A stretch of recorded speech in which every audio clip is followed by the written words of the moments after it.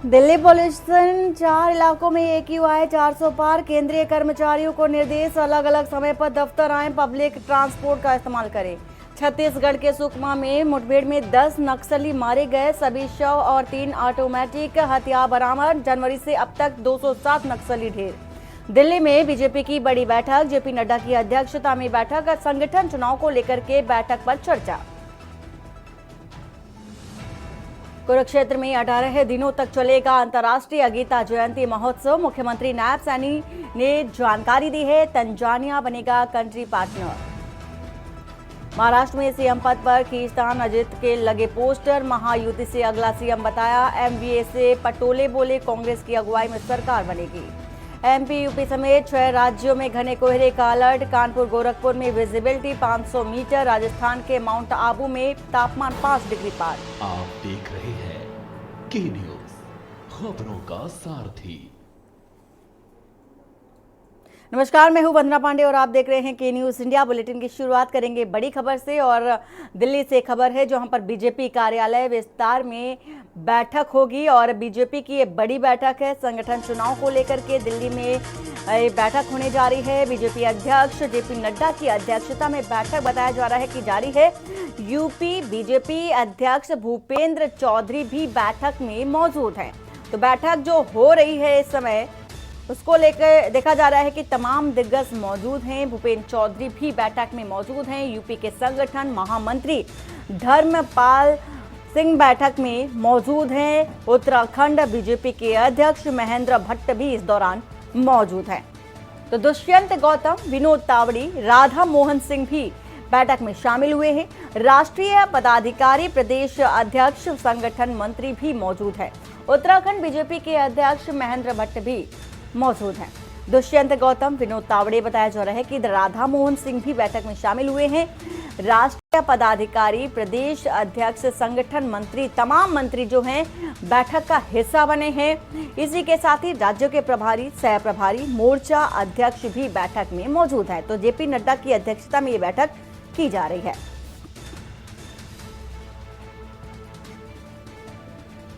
तो दिल्ली बीजेपी कार्यालय में बड़ी बैठक चल रही है इस समय। यूपी प्रदेश अध्यक्ष भूपेंद्र चौधरी भी बैठक में मौजूद हैं इस दौरान और JP नड्डा की अध्यक्षता में ये बैठक की जा रही है।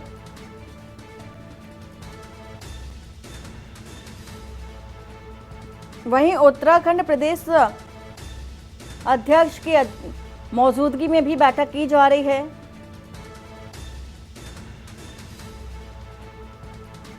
कल चूंकि 23 नवंबर है और उपचुनाव को लेकर के नतीजे भी आने हैं, इस लिहाज से इस बैठक को बेहद महत्वपूर्ण माना जा रहा है।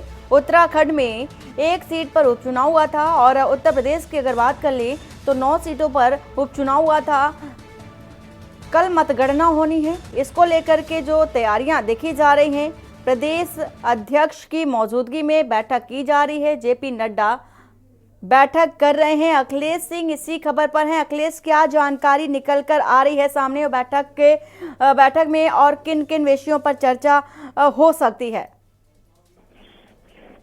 भारतीय जनता पार्टी की आज राष्ट्रीय मुख्यालय में बड़ी बैठक चल रही है और बैठक का अध्यक्षता राष्ट्रीय अध्यक्ष JP नड्डा कर रहे हैं। आज बैठक के एजेंडे के तौर पर अगर देखा जाए तो पार्टी संगठन चुनाव को लेकर आज ये बड़ी बैठक कर रही है। भारतीय जनता पार्टी के राष्ट्रीय अध्यक्ष चुनाव होना है, बाकी संगठन पदाधिकारियों के चुनाव होना है, जिसको लेकर संगठन चुनाव पर पार्टी की आज मंथन चल रहा है। इस मंथन पर पार्टी जो राष्ट्रीय अध्यक्ष अगला चुनाव होना है उस पर कुछ रणनीति तय करनी है और इसके साथ ही साथ पार्टी का राष्ट्रीय अध्यक्ष ने चुनाव का पर्चा भी दाखिल किया जाना है और इसके साथ ही साथ कौन कैंडिडेट होगा, कैसे उसका चुनाव होगा और जो निचले स्तर बूथ स्तर से पार्टी संगठन के चुनाव की प्रक्रिया को पूरे होते होते राष्ट्रीय अध्यक्ष के चुनाव को पूरा किया जाना है।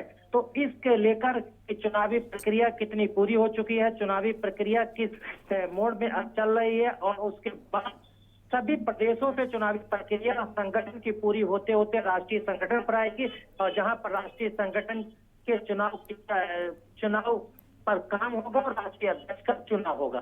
जी वंदना।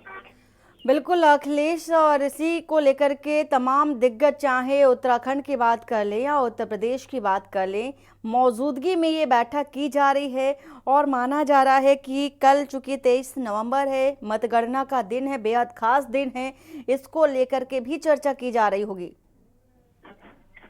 ये भारतीय जनता पार्टी की आज जो संगठन की मीटिंग हो रही है, संगठन की मीटिंग के तौर पर आप कह सकते हैं भारतीय जनता पार्टी के संगठन के राष्ट्रीय सभी पदाधिकारी और जितने भी संगठन से जुड़े लोग हैं वो सभी पदाधिकारी, इसके साथ ही साथ प्रदेश के सभी प्रदेश अध्यक्ष, इसके साथ साथ प्रदेश के संगठन महामंत्री और सह संगठन मंत्री भी इस बैठक में आमंत्रित किए थे, क्योंकि संगठनात्मक चुनाव पर चर्चा होना है, संगठनात्मक चुनाव पर मंथन किया जाना है, उस पर एक रणनीति तैयार करना है, उसको लेकर चर्चा। और दूसरा इशू यह है कि भारतीय जनता पार्टी कल जब 2 राज्यों और उपचुनाव, जो कुछ राज्यों में और लोकसभा सीट पर जो चुनाव हुए हैं उनकी मतगणना 23 नवंबर को जब शुरू होगी और उसमें चुनावी परिणाम क्या आएंगे, किसको कितनी सीटें मिलेंगी, और सीट मिलने के बाद सरकार के गठन और उसकी रणनीति क्या रहेगी, पूर्ण बहुमत मिलेगा तो क्या रणनीति रहेगी, बहुमत से पीछे रह जाएंगे तो क्या रणनीति, इन तमाम चीजों को लेकर इस संगठन में भी इस पर चर्चा हो रही है कि आगामी जो मतगणना में सीटें मिलने हैं और चुनाव पर जो वोटिंग हुई है उसके आधार पर क्या स्थिति है और क्या आंकड़े हो सकते हैं, तमाम चीजों को लेकर भी संगठन में चर्चा की जा सकती है। बहुत शुक्रिया अखिलेश जानकारी देने के लिए, और आप हमारे साथ बने रहिए। फिलहाल खबर बता रहे हैं दिल्ली से, जहां पर दुष्यंत गौतम, विनोद तावड़ी, राधा मोहन सिंह की मौजूदगी में बैठक की जा रही है।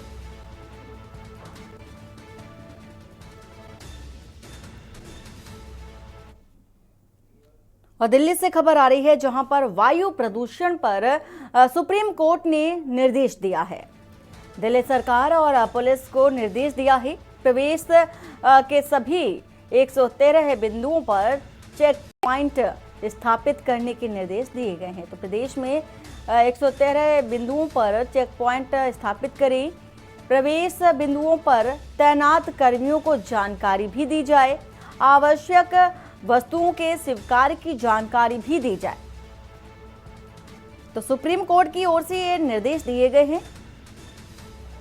प्रवेश के सभी 113 जो पॉइंट्स हैं, चेक पॉइंट पर निगरानी करने के भी निर्देश है, और कर्मियों की तैनाती को लेकर के भी निर्देश है। जिस तरह से वायु प्रदूषण देखा जा रहा है और इसी के साथ ही साथ वातावरण में जिस तरह से प्रदूषण देखा जा रहा है, उसको लेकर के सुप्रीम कोर्ट ने अपनी ओर से ये निर्देश जारी किया है प्रदेश सरकार को। और दिल्ली में जिस तरह से सबसे बड़ी जो परेशानी है वो वायु प्रदूषण को लेकर देखी जा रही है। अब चूंकि सुप्रीम कोर्ट ने भी ये निर्देश दे दिए हैं, प्रवेश पॉइंट जितने भी हैं वहां पर कर्मियों की तैनाती करने के भी निर्देश है, साथ ही साथ दिल्ली सरकार और पुलिस को भी निर्देशित किया है। तो 113 बिंदुओं पर बताया जा रहा है कि चेक पॉइंट स्थापित करने के जो निर्देश हैं सुप्रीम कोर्ट की ओर से दिए गए हैं।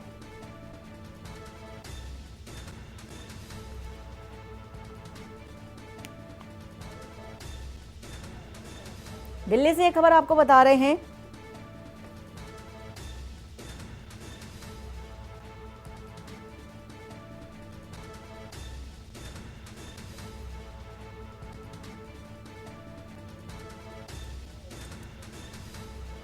अखिलेश हमारे साथ इसी खबर पर हैं। अखिलेश, देखा जा रहा है कि राजधानी दिल्ली में सबसे बड़ी जो परेशानी है, दिक्कत है, वो वायु प्रदूषण को लेकर के देखी जा रही है, जिसको लेकर के दिल्ली सरकार की ओर से भी तमाम तरह के बयान सामने आते हैं। क्योंकि अब सुप्रीम कोर्ट की ओर से भी निर्देशित किया गया है कि जगह जगह पर चेक पॉइंट बनाया जाए और वहां कर्मियों की जो तैनाती है वो की जाए।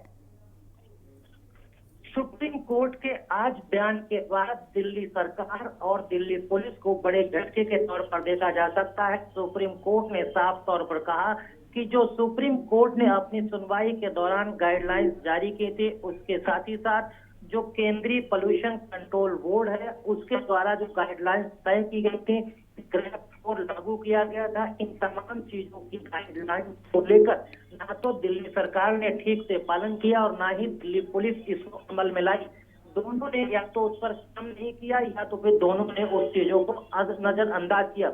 सुप्रीम कोर्ट ने नाराजगी जताते हुए कहा कि दिल्ली सरकार ने जिन 13 पॉइंट्स के बिंदुओं को जहां सीसीटीवी कैमरे लगाए गए थे वहां के सीसीटीवी फुटेज उपलब्ध कराने के लिए कहा है, और वो सीसीटीवी फुटेज जो दिल्ली में सुप्रीम कोर्ट की कमेटी गठित की गई है उसको सारे ये दिए जाए, ताकि वो वहां के 13 वकील उन फुटेज की जांच कर पाए क्या वाकई में दिल्ली पुलिस ने वहां अपनी काम किया है और ईमानदारी से, या फिर दिल्ली सरकार ने उन गाइडलाइंस पर अमल किया है।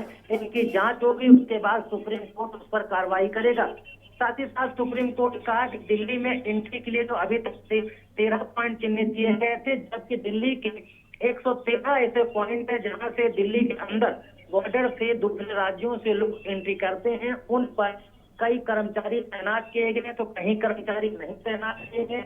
मानव रहित और मानव के बिना के जो चेक पोस्ट है वहां पर दिल्ली सरकार ने क्या तैयारी की है, उनको वहां पर तैनात कर्मचारियों को ट्रेन किया जाए और वायु प्रदूषण पर जो गाइडलाइंस सुप्रीम कोर्ट और केंद्रीय प्रदूषण कंट्रोल बोर्ड ने जारी की है उन पर वो अमल कराएं। ग्रैब 4 पर अमल किया जाए, वायु प्रदूषण को लेकर मास्क और डीजल के वाहनों की एंट्री जो है उस पर एंट्री लगाया जाए। इन पर पुलिस अमल नहीं कर रही है, ना ही कर्मचारी जो दिल्ली सरकार की तरफ तैनात किए गए वो इस पर अमल कर रहे हैं। इससे डीजल के वाहनों की दिल्ली की सीमा में एंट्री हो जाती है, पोल्यूशन इससे भी ज्यादा बढ़ जाती है। इन तमाम चीजों को लेकर सुप्रीम कोर्ट ने सख्त लहजे में दिल्ली सरकार और दिल्ली पुलिस को गाइडलाइंस पर अमल न किए जाने को लेकर एक निर्देश फिर से जारी किया गया और साथ ही कहा कि अगली बार अगर इन पर कोई लापरवाही बरती जाती है तो दिल्ली सरकार और दिल्ली पुलिस पर कोई बड़ा फैसला सुप्रीम कोर्ट ले सकता है। वंदना। अखिलेश, ये भी जानना चाहेंगे कि जिस तरह से निर्देशित किया गया है सुप्रीम कोर्ट की ओर से, लेकिन दिल्ली सरकार भी सजगता दिखा रही है, कदम उठा रही है, लेकिन अब जिस तरह से निर्देश दिए गए हैं, निर्देश देने के बाद क्या वो कदम होंगे जो दिल्ली सरकार उठा सकती है? सुप्रीम कोर्ट की आज सख्ती के बाद कह सकते हैं कि दिल्ली सरकार को सक्रिय नजर आना चाहिए और दिल्ली सरकार को पोल्यूशन कंट्रोल बोर्ड की तरफ से जारी की गई गाइडलाइंस को पालन कराने के लिए दिल्ली सरकार के कर्मचारियों को उन पॉइंट्स पर लगाना होगा जो 13 पॉइंट प्रदेश जहां पे बड़ी गाड़ियों की एंट्री होती है, जो चेक पोस्ट बनाए गए हैं वहां पर सीसीटीवी फुटेज के जरिए, ऑनलाइन मॉनिटरिंग के जरिए फिजिकली वहां पर कर्मचारियों को तैनात करके बाकायदा डीजल के वाहनों पर पूरी तरह से एंट्री पर रोक लगा दी जानी चाहिए। साथ ही साथ प्रदूषण फैलाने वाले जो दूसरे वाहन हैं उन पर सख्त कार्रवाई की जानी चाहिए। इसके अलावा जो वहां पर कर्मचारी तैनात हैं वो फुल्ली ट्रेंड होने चाहिए, वो किसी तरह से प्रदूषण की गाइडलाइन से जागरूक होना चाहिए। उनको ऐसा नहीं कि उनको गाइडलाइंस का पता हो, कार्रवाई क्या करना है इसकी जानकारी उनको ना हो। इस तरह की समस्याएं नहीं होनी चाहिए। इन सारी समस्याओं से उन कर्मचारियों को लैस किया जाना चाहिए। इसके साथ ही साथ दिल्ली पुलिस को भी कहा गया है कि दिल्ली पुलिस को भी इन सारी चीजों पर कार्रवाई करना होगा जो गाइडलाइंस के तहत प्रदूषण बढ़ाने में सम्मिलित पाई जाती है। बहुत शुक्रिया जानकारी देने के लिए अखिलेश, आप हमारे साथ बने रहिए। खबर बता रहे हैं दिल्ली से वायु प्रदूषण इस कदर बढ़ चुका है कि सुप्रीम कोर्ट को अपनी सख्ती दिखानी पड़ी है। दिल्ली सरकार को निर्देश दिए हैं, सख्त निर्देश हैं ये, और साफ तौर पर कहा है कि जितनी भी प्रवेश द्वार हैं, प्रवेश के सभी 113 पॉइंट पर वहां चेक पॉइंट बनाए जाएं और उन जगहों पर कर्मियों की, यानी कि पुलिस कर्मियों की तैनाती की जाए और ये देखा जाए कि कौन से वाहन, किस वाहनों से प्रदूषण की जो स्थिति है ज़्यादा पनप रही है। हर एक बिंदुओं पर जांच की जाए जिससे कि प्रदूषण पर रोक लगाई जा सके। दिल्ली से ये खबर आपको बता रहे हैं और वायु प्रदूषण से जुड़ी ये खबर है जिसको लेकर के सुप्रीम कोर्ट से बड़ा झटका भी मिला है। सुप्रीम कोर्ट से दिल्ली सरकार और पुलिस को ये झटका मिला है। सुप्रीम कोर्ट और CAQM द्वारा पारित आदेशों का नहीं हो पालन, दिल्ली सरकार और पुलिस की ओर से लापरवाही, ग्रैब चरण 4 का भी पालन नहीं किया। 13 प्रवेश बिंदुओं पर CCTV फुटेज भी लगे। एमिकस क्यूरी को जो फुटेज हैं वो देने के निर्देश दिए गए हैं। बार के 13 वकील विभिन्न प्रवेश बिंदुओं पर जाएंगे। तो ये सख्ती है सुप्रीम कोर्ट की ओर से प्रदेश सरकार और इसी के साथ ही पुलिस कर्मियों के लिए।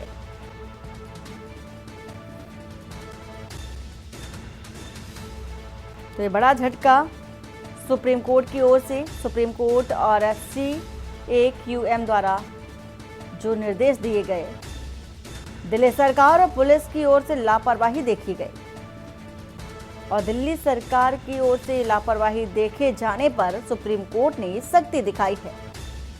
ग्रैब चरण 4 का भी पालन नहीं किया गया। 13 प्रवेश बिंदुओं पर CCTV फुटेज एमकेएस क्यूरी को दें, ऐसे साफ तौर पर निर्देश दिए गए हैं। अखिलेश इसी खबर पर है। अखिलेश, पूरी जानकारी विस्तार से बताइए।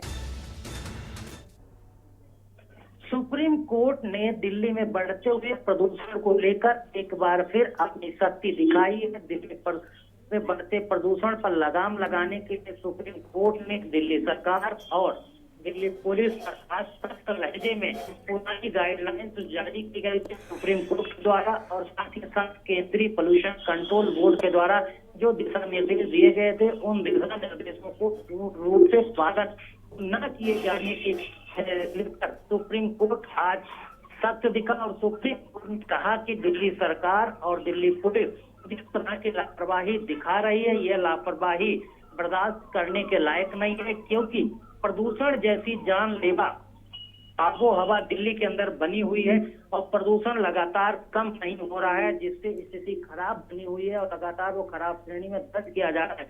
और फिर भी सुप्रीम कोर्ट और पोल्यूशन कंट्रोल बोर्ड के द्वारा जारी गाइडलाइंस पर अमल न किए जाने को लेकर आज सख्त लहजे में कहा है कि जितने भी पोल्यूशन कंट्रोल बोर्ड के द्वारा और सुप्रीम कोर्ट के द्वारा प्रदूषण को नियंत्रित करने के लिए गाइडलाइंस जारी की गई है, उन पर दिल्ली सरकार ने अब तक क्या किया उस पर रिपोर्ट दे और नहीं किया तो क्यों नहीं किया उसकी भी जानकारी दे। साथ ही साथ जो चेक पॉइंट थे, चेक पोस्ट थे, CCTV कैमरे लगाए गए तो फुटेज में क्या बताते हैं उनका निरीक्षण किया जाए। इसके लिए बाकायदा एक टीम वकीलों की जाएगी, उसकी जांच करेगी। साथ ही साथ जो वाहन आते हैं जो डीजल के और खासकर जो वर्जन 6 के वाहन नहीं है, उनकी एंट्री दिल्ली में कैसे हो जा रही है।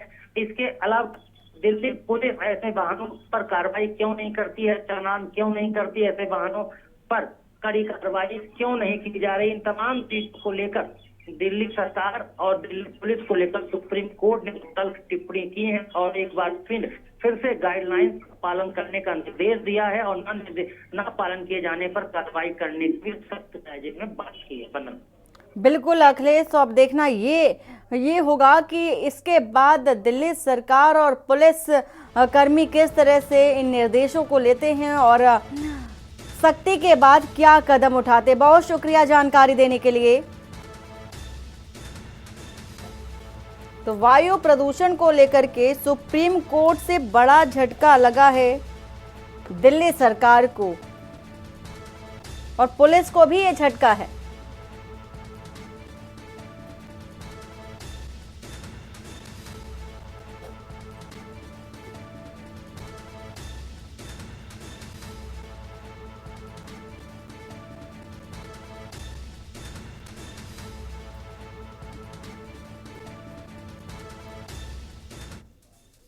और वक्त हो चला एक छोटे से ब्रेक का। ब्रेक के बाद जल्द हाजिर होते हैं। आप देख रहे हैं के न्यूज, खबरों का।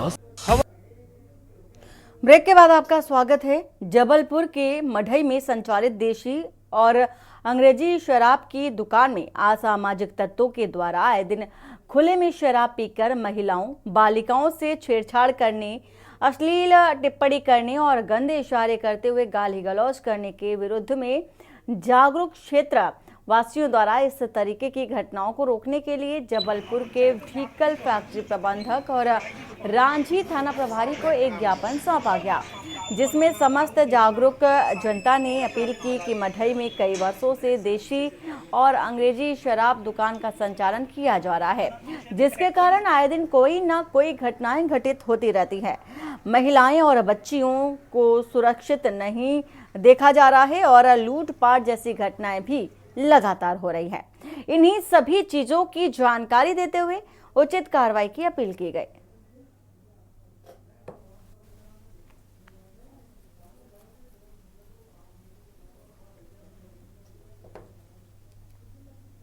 हम चाहते हैं कि आपकी जो हद में जितने भी फ्राई की दुकान से कुछ भी दुकान है सारी हट जाए। टोटल गलत काम, दारू बनाना, दारू बेचना, सारी टोटल गलत काम।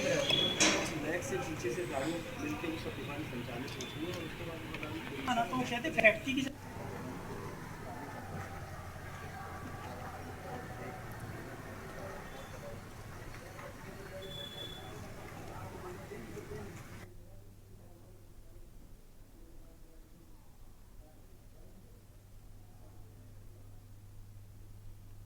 जो भी जानकारी है जी। वो सुरक्षा विभाग को आज ही उपलब्ध करा दी जाएगी और वे तत्काल सक्षम होंगे निर्णय लेने में और कार्रवाई करने में।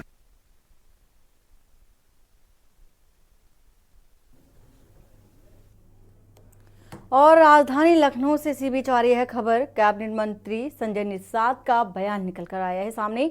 संजय निषाद ने कहा है कि दिल्ली में 30 दिसंबर को निषाद पार्टी का अधिवेशन होना है और सभी राज्यों के पदाधिकारी 30 नवंबर को दिल्ली जाएंगे और पार्टी के पदाधिकारी, नेता, कार्यकर्ता भी इसमें शामिल होंगे। आपको बता दें कि मछुआरा आरक्षण बहुत बड़ी समस्या है, संजय निषाद का ऐसा कहना है। बीजेपी ने वादा किया था लेकिन बैठक नहीं की, ये आरोप भी लगाए जा रहे हैं संजय निषाद की ओर से। समाज को आरक्षण मिलना ही चाहिए। साथ ही दिल्ली में परमिशन के लिए आवेदन कर दिया गया है। करीब 10,000 से ज्यादा लोग अधिवेशन में शामिल होंगे। तो संजय निषाद की ओर से ऐसे बयान आए हैं, साथ ही आरोप भी लगाए गए हैं। अधिवेशन में सभी लोग प्रदूषण विहीन गाड़ियों से ही आएंगे। जिस तरह से दिल्ली में प्रदूषण एक बड़ी समस्या है, उस समस्या को भी समझते हुए संजय निषाद ने स्पष्ट कर दिया है कि अधिवेशन में सभी को आना है, लेकिन प्रदूषण विहीन गाड़ियों से ही आना है। अधिवेशन में कई सेशन चलेंगे, फिर प्रस्ताव पारित होंगे।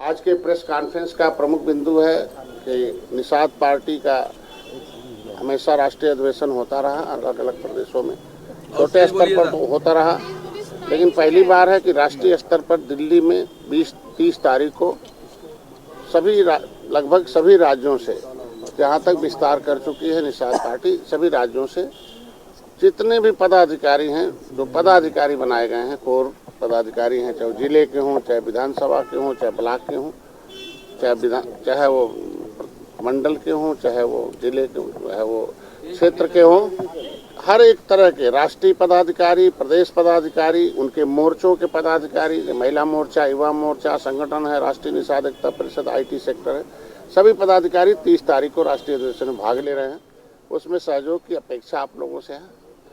परमिशन के लिए डाल दिया गया वो इंदिरा गांधी जो स्टेडियम है ITO के पास, वहीं सबको आमंत्रित किया जा रहा है आपके माध्यम से, क्योंकि राष्ट्रीय अधिवेशन का प्रमुख है कि एक सफरनामा है, लोगों ने उस सफर में कितना लोगों ने काम किया है, जो नींव के पत्थर रहते हैं उनको सम्मान दिया जाता है, जिन्होंने पार्टी को सींचा बड़ा किया हो, वो जिन साथियों ने पार्टी को खड़ा किया, शुरू किया, वो जो फाउंडर मेंबर होते हैं उनको सम्मानित करने का अवसर मिलता है। प्लस इस पार्टी को फैलाने में या इसको खड़ा करने में जो आते हैं उनको भी उस सम्मान का अवसर मिलता है। प्लस जो है इस पार्टी में आगे कभी कभी बहुत राजनीति में उतराव चढ़ाव आता है, बहुत खतरे आते हैं, उसमें भी किन लोगों ने कैसी भूमिका निभाई।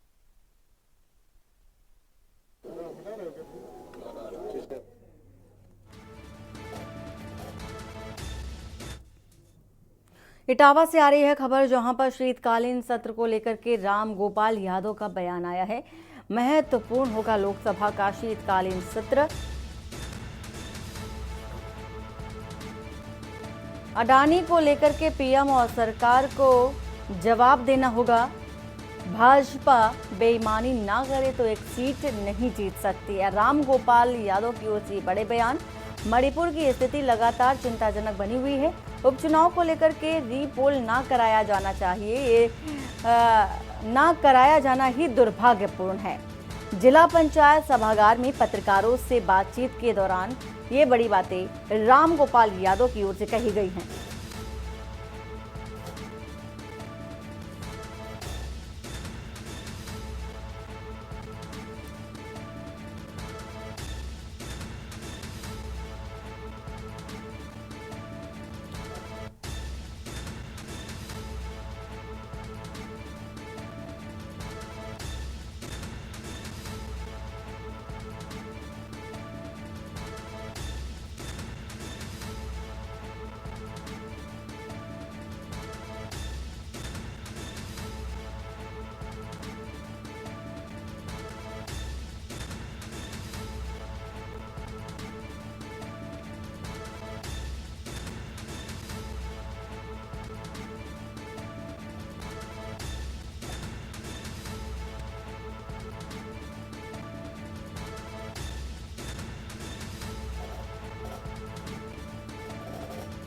तो नेताजी मुलायम सिंह यादव को श्रद्धांजलि देने के दौरान राम गोपाल यादव की ओर से ये बड़ी बातें कही गई।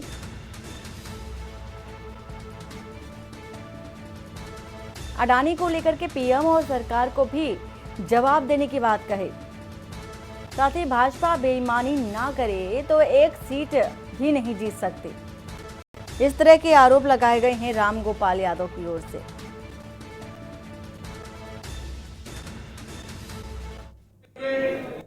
नेताजी की कभी तो राजनीति में हमेशा ही महसूस की जाएगी। ऐसा संघर्ष करने वाला, सामान्य परिवार से निकलकर देश की राजनीति में अपना विशेष स्थान बनाने वाले बहुत कम लोग, तो नेताजी की तो कमी हमेशा महसूस की जाएगी। उनके बताए हुए रास्ते पे चलकर हमारे लोग जो है आगे बढ़ेंगे। फिर और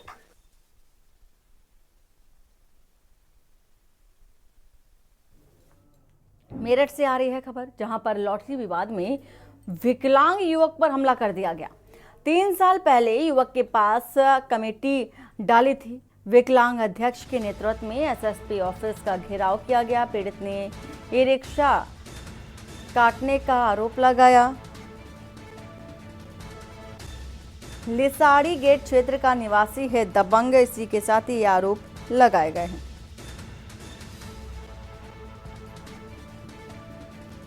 बहन की गाली अपशब्दों का प्रयोग करना है, उसके खिलाफ सख्त से सख्त कार्रवाई करेंगे। हम एसएसपी महोदय से मिलना है इस विषय में। तो हम लोग उसके पास रहे थे तो हमें धमकियों की दे रहा बहुत। एसएसपी ऑफिस आए थे, क्या मामला? हमारा एक दिव्यांग साथी है मोहम्मद गफ्फार, जो कि इसने एक अनस के पास में अपनी कमेटी डाली हुई थी, जिसके इस पर 3 लाख रुपए हैं। अनस 3 लाख रुपए देने से साफ शब्दों में मना कर रहा है, जो कि अनस ने इसको गफ्फार को खुद फोन करके बुलाया था कि आप अपना हिसाब कर लीजिए। अनस के पास में जो लिखतम में थे, जो कागज पे लिखा हुआ था सब कुछ चीज, तो अनस को वहां पे बुला करके अपने यहाँ पे अनस ने भी कागज फाड़ दिए। उसके बाद में बोलता है कि अब तेरे से जो भी हो जाता हो वो कर ले। 2 साल से तो चक्कर काट रहा है ना थानों में, उन थानों में मैं बैठ करके चाय पीता हूँ और इसे जान से मारने की धमकी भी दे रहा है। परसों मैं उसके साथ में खुद गया। ये अब इसने इमराना मस्जिद के पास में इसने ये बैटरी ई रिक्शा की जो सेल का कार्य कर रखा है। परसों भी इसने धमकी दी है कि जो तेरे पे होता वो कर लेना।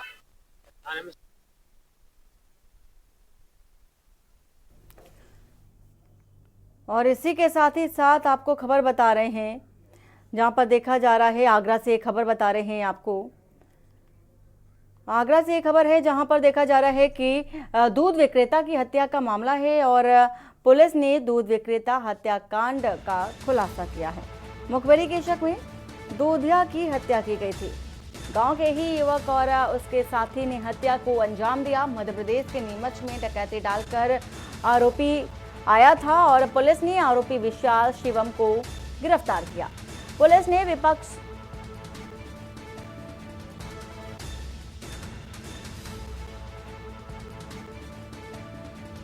ने हत्या में प्रयुक्त तमंचा भी बरामद किया है। डीसीपी ईस्ट ने प्रेस कॉन्फ्रेंस कर इस बात की जानकारी दी है। खुलासा करने वाली टीमों को 20,000 इनाम की घोषणा भी की गई है। थाना फतेहाबाद क्षेत्र के प्रतापपुरा के पूरा मामला बताया जा रहा है। आगरा से ये खबर आपको बता रहे हैं। पुलिस ने हत्या में प्रयुक्त तमंचा भी बरामद किया है। साथ ही डीसीपी ईस्ट ने प्रेस कॉन्फ्रेंस कर इस बात की पूरी जानकारी दी है।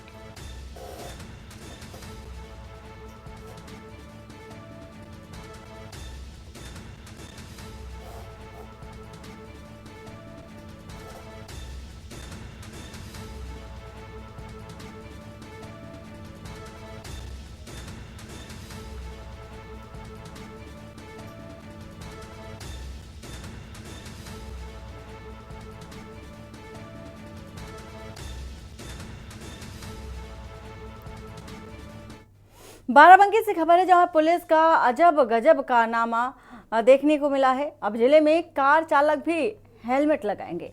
हेलमेट ना लगाने पर पुलिस चालान भी करेगी।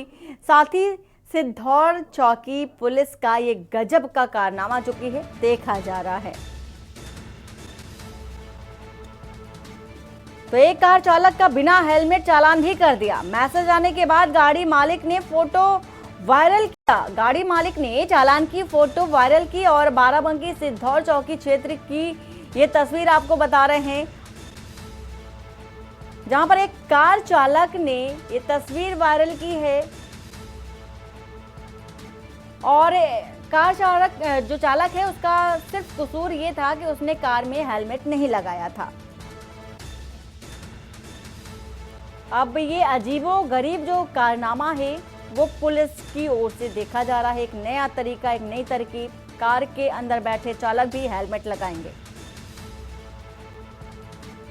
तो बाराबंकी पुलिस का ये अजब गजब कारनामा है।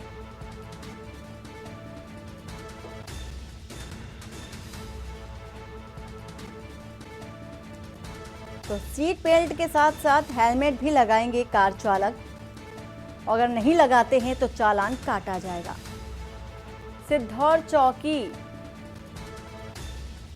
का ये मामला है और कार चालक ने अपनी गाड़ी नंबर को भी बताया। मैसेज आने के बाद गाड़ी मालिक ने फोटो को ही वायरल किया और स्पष्ट किया कि अब जो चालान किया गया है वो सिर्फ इसलिए क्योंकि कार में बैठा चालक हेलमेट नहीं लगाए हुए था। तो बाराबंकी पुलिस की ये करतूत है। एक नया तरीका इजाद किया है हेलमेट पहनाने का।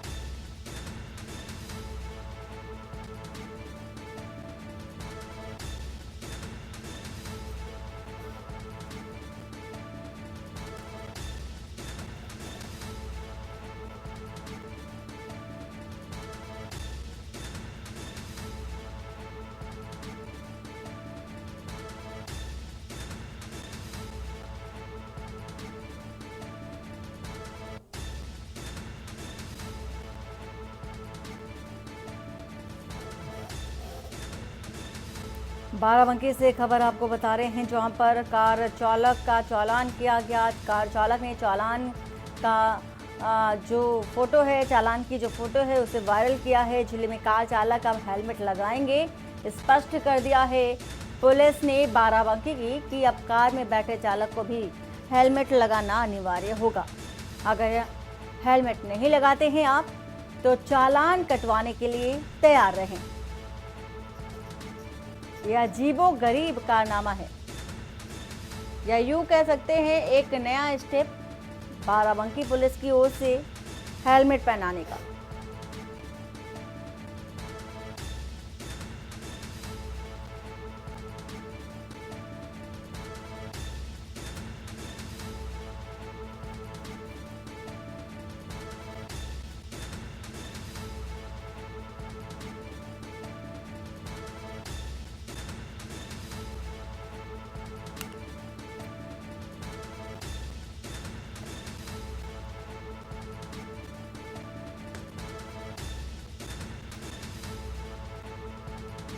तो कासगंज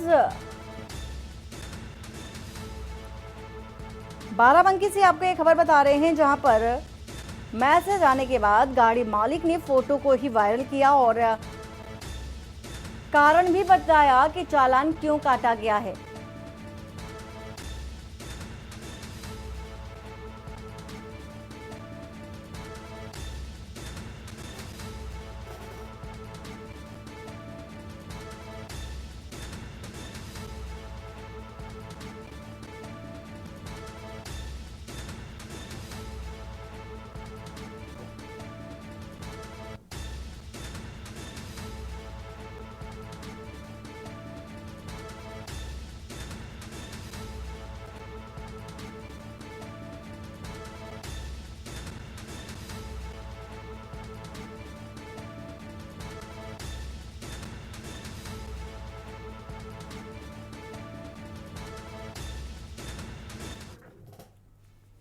और इसी बीच कासगंज से आ रही है खबर, जहां पर राजकीय पॉलिटेक्निक सोरो के प्रधानाचार्य निलंबित किए गए हैं। झूठी एफआईआर दर्ज कराने और यौन उत्पीड़न के दोषी पाए गए हैं। कासगंज से आपको एक खबर बता रहे हैं इस वक्त।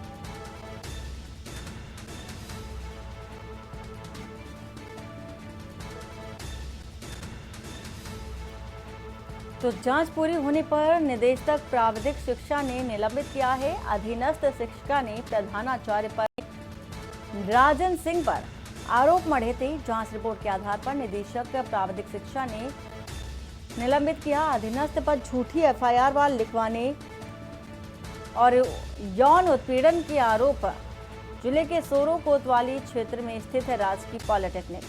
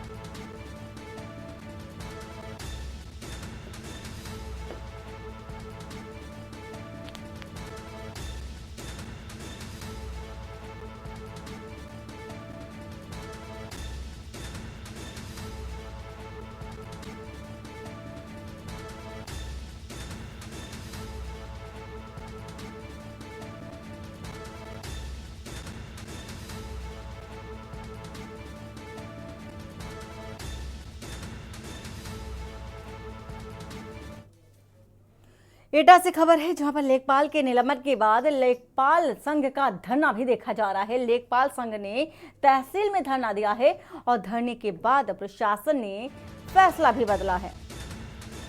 तो निलंबन के बाद ये धरना प्रदर्शन देखा जा रहा है। लेखपाल को बहाल भी कर दिया गया है। लेखपाल का निलंबन वापस हुआ है। विभागीय कार्रवाई स्थगित की गई है। अपर जिलाधिकारी प्रशासन की सूझबूझ से धरना समाप्त किया गया। लेखपाल संघ ने धरना देकर लेखपाल को सवेतन कराया है बहाल। आरोप पत्र जारी, जांच कर कार्रवाई भी की जा रही है। सदर एसडीएम की ओर से ये बयान आया है।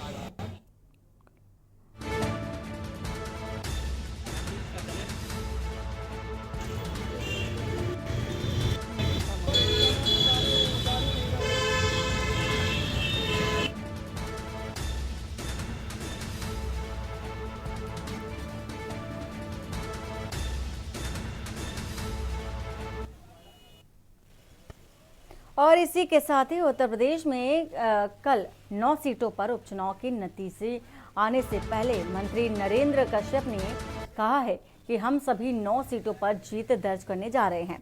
उन्होंने कहा कि समाजवादी पार्टी का अराजकता का जो माहौल है पैदा करना चाहती है।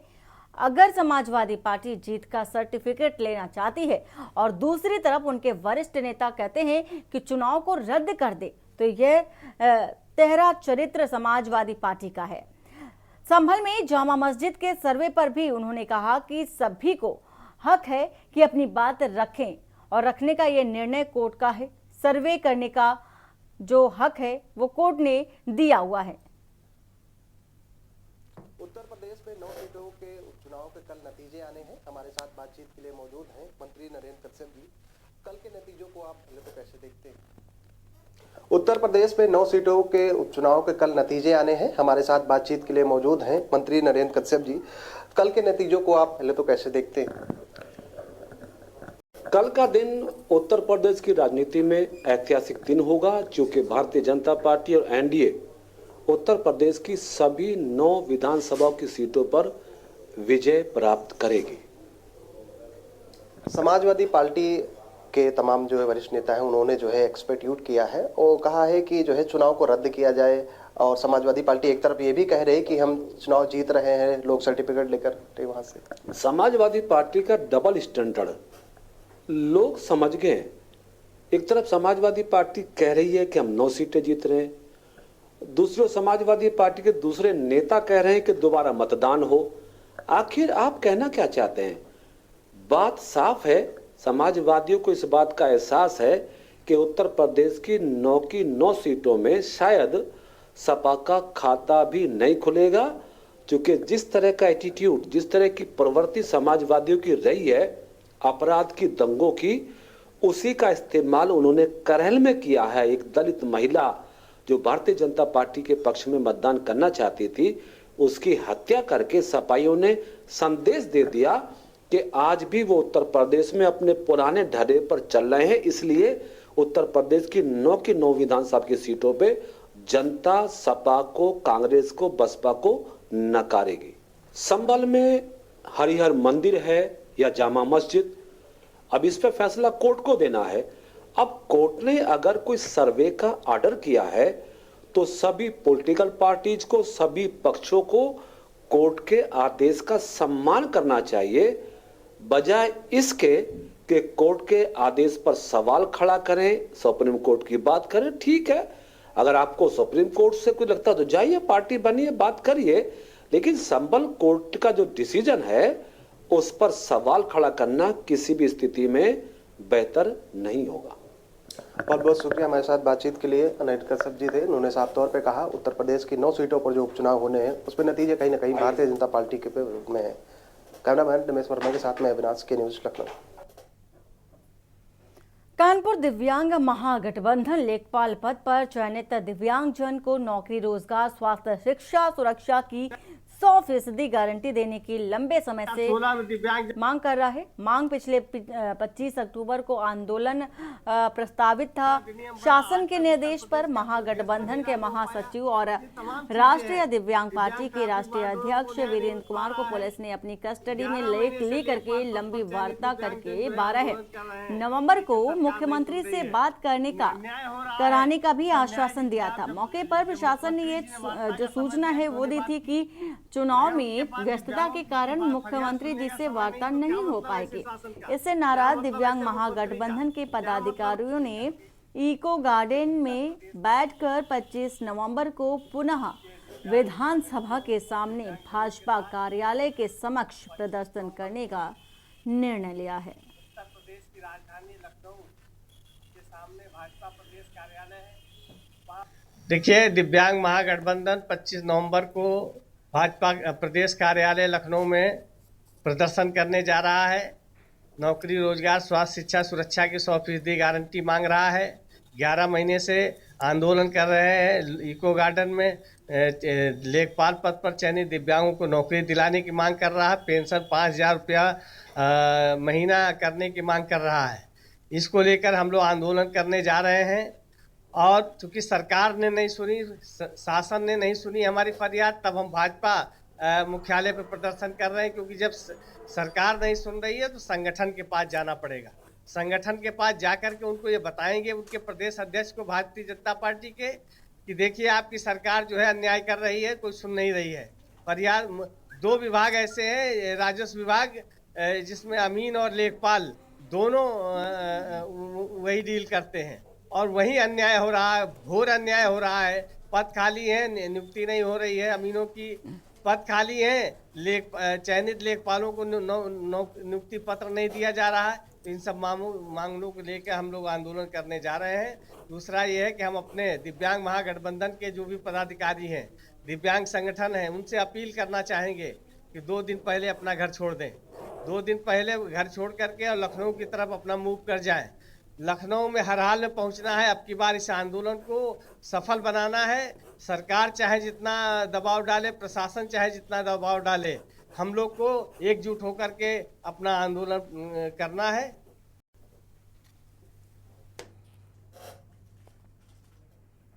और खबर कानपुर से है, जहां शनिवार को उपचुनाव की मतगणना पूरी होने पर सीसामऊ विधानसभा क्षेत्र का नया सरताज सामने आएगा। जिला प्रशासन निष्पक्ष और शांतिपूर्ण मतगणना कराने की सभी तैयारियों को अंतिम रूप दे दिया है। मतगणना स्थल नौबस्ता गला मंडी में सुबह 8 बजे से मतगणना प्रक्रिया है वो शुरू हो जाएगी, और इसके लिए मतगणना कार्मिकों को तड़के बुलाया गया है और सुबह 5 बजे गणना परिसर में प्रवेश दिया जाएगा। ईवीएम में कैद मतों की गिनती 14 है और पोस्टल बैलेट पेपर 2 टेबल पर गिने जाएंगे, और इसके अलावा एक स्कैनिंग और आरओ टेबल भी रहेगी। 20 चक्र में पूरी होने वाली मतगणना पर नजर बनाए रखने को प्रत्येक टेबल पर माइक्रो ऑब्जर्वर सहित 5 सदस्यीय टीम मौजूद रहेगी। सबसे पहले पोस्टल बैलेट और सेवा मतदाताओं के वोटों की गिनती की जाएगी। पुलिस कमिश्नर अखिल कुमार ने आज मतगणना स्थल पहुंचकर सुरक्षा व्यवस्था के मद्देनजर निरीक्षण किया है, और इस दौरान उन्होंने पुलिस प्रबंध को लेकर पार्किंग, रूट व्यवस्था, बैरिकेडिंग और बैरियर आदि को चेक किया है।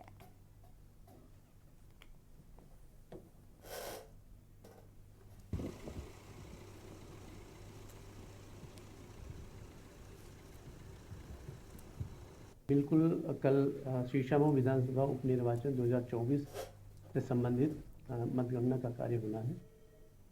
जो मंडी समिति है, नवीन गल्ला मंडी हमीरपुर रोड पर है, वहाँ पर ये कार्य होगा।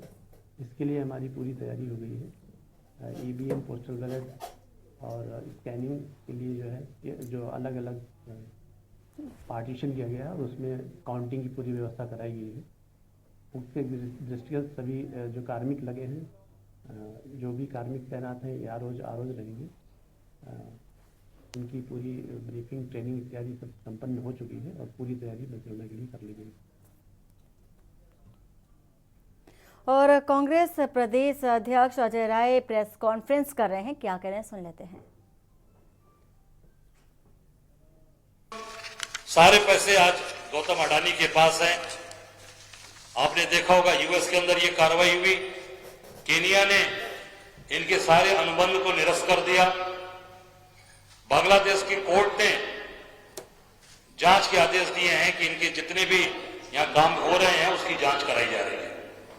इससे साबित होता है कि पूरी तरीके से जो ये गौतम अडानी की मदद कौन कर रहा है, उनको लेकर जाता है अपने साथ।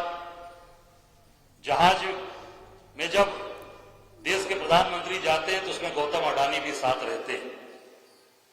इसके पीछे कौन काम कर रहा है, कौन इनको बचा रहा है, मैं समझता हूं कि इसकी बात लगातार हमारे नेता राहुल जी ने मीडिया के माध्यम से देश के सामने रखा है, आम जनता को बताने का काम किया है।